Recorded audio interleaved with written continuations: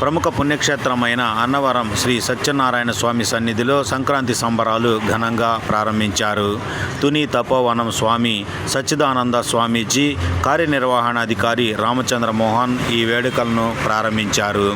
అన్నవరం సత్యనారాయణ స్వామి పుణ్యక్షేత్రమైన శ్రీ వీర వెంకట సత్యనారాయణ స్వామి వారి సన్నిధిలో భోగి పండుగ సందర్భంగా భోగి మంటలు వేశారు.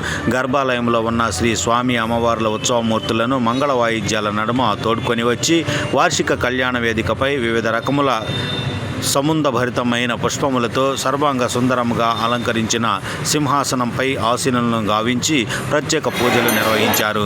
తదనంతరం సంక్రాంతి సంబరాలను సాంప్రదాయాలను అనుసరిస్తూ ఆలయ ప్రాంగణమంతా రంగవల్లులతో, గంగిరెద్దులతో, బుడబొక్కలతో, భోగి మంటలతో, బొమ్మల కొలువలతో, ధాన్యరాశులతో, సాంప్రదాయ నృత్యాలతో ఆలయ ప్రాంగణమంతా సందడిగా మారింది.